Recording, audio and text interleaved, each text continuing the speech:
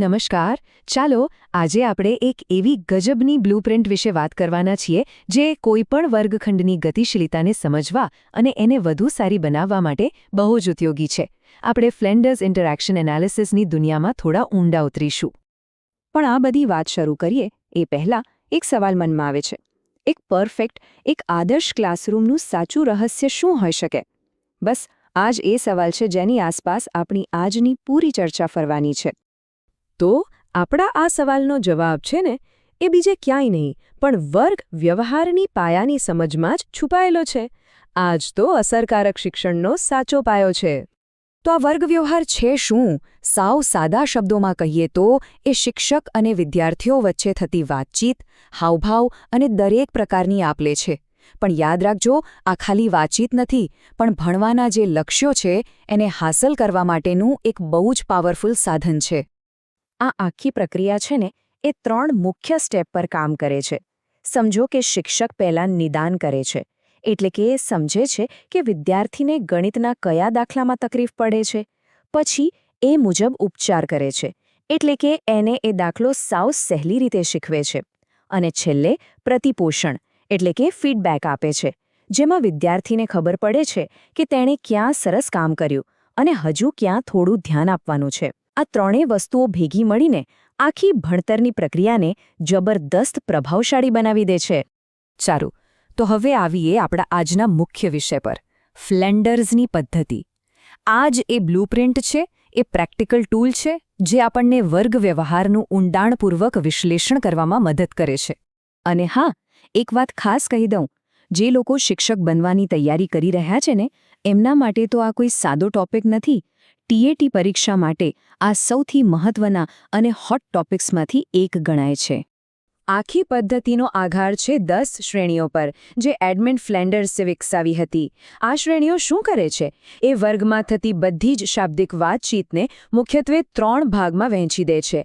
એક, શિક્ષકની વાત; બીજું, વિદ્યાર્થીની વાત; અને ત્રીજું, મૌન અથવા તો કોઈ ગૂંચવણભરી સ્થિતિ. પણ જુઓ, કોઈપણ બ્લુપ્રિન્ટ ત્યારે જ કામ કરે જ્યારે એને વાપરવાનું વાતાવરણ યોગ્ય હોય, ખરું ને? તો ચાલો જોઈએ કે આ સફળતા માટે કઈ કઈ બાબતો જરૂરી છે. આ 4 મુદ્દા બહુ જ જરૂરી છે.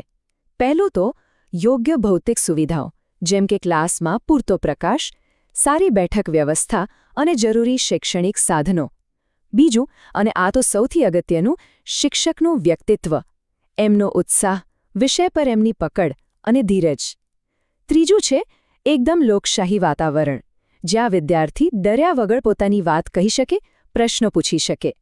અને છેલ્લે ચોથું, દરેક બાળકની શીખવાની ઝડપ અલગ હોય છે, એ સમજીને એમની સાથે કામ કરવું. ચાલો હવે આપણે એવા મુદ્દાઓ પર ફોકસ કરીએ જે સીધા પરીક્ષામાં પૂછાઈ શકે છે અને બરાબર યાદ રાખી લેજો. તો આ પદ્ધતિ કામ કઈ રીતે કરે છે? બહુ જ રસપ્રદ છે.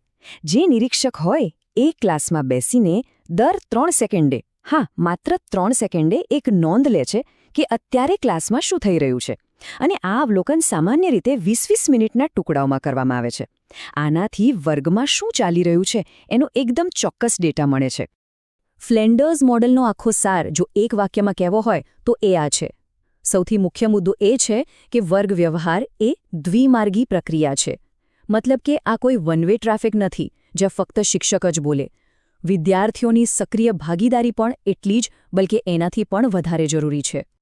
તો સવાલ એ થાય કે જ્યારે નિરીક્ષકો આ પદ્ધતિથી ક્લાસરૂમનું અવલોકન કરે છે ત્યારે એમને મોટાભાગે શું જોવા મળે છે? કઈ વાત ક્લાસમાં સૌથી વધારે થતી હોય છે? આ ચાર્ટ જુઓ, આખી વાર્તા કહી દે છે.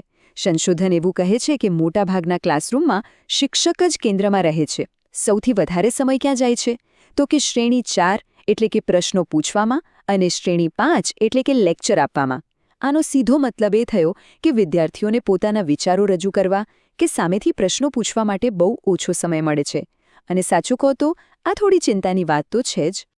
તો છેલ્લે આ બધી ચર્ચા આપણને એક બહુ મોટા અને વિચારતા કરી મૂકે એવા સવાલ પાસે લાવીને ઊભા રાખે છે.